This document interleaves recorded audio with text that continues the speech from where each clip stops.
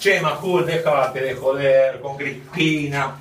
Ay, ya te diría que es un tema menor con todas las cosas que pasan en el país. Y además hay tanta gente que la quiere. Fue despedida por una plaza llena de gente. Y aún hay más, porque hay gente que se siente traicionada por Mauricio Macri. Es un hombre que lo vimos, hay que ver el debate con Scioli. Una poronga fue el debate con Scioli, mintió todo el tiempo y se dio todo lo que Scioli decía. Rajó cualquier cantidad de gente, el impuesto a las ganancias, los puestos de trabajo que iba a generar, no hizo nada. Además, el presidente de la República tiene plata en Panamá. Tenés que dedicarle el año entero a decir el presidente de la República, así como hablas vos, que te pones medio serio, así, a hablar del presidente de la República, que tiene más de 200 causas.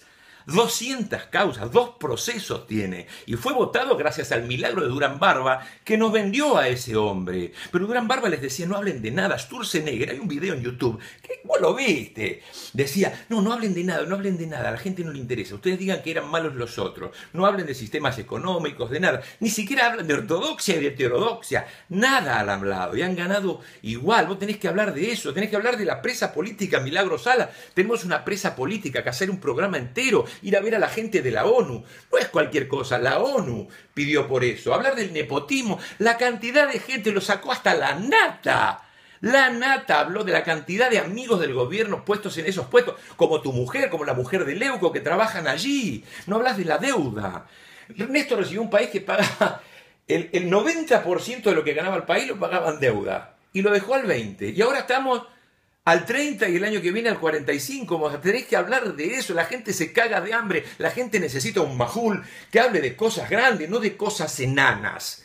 Son temas muy enanos, te peleas con Cristóbal López, la gente ni sabe quién es Cristóbal López. Hay que ir a la historia de cómo Haddad consiguió esa frecuencia de Radio 10 gracias a De la Rúa, que es una radio que le corresponde a la ciudad de Buenos Aires, por lo menos la frecuencia. De Plan Sonrisa para Todos, que desapareció, de las editoriales de la BBC, del New York Times. Necesitamos a ese Majul.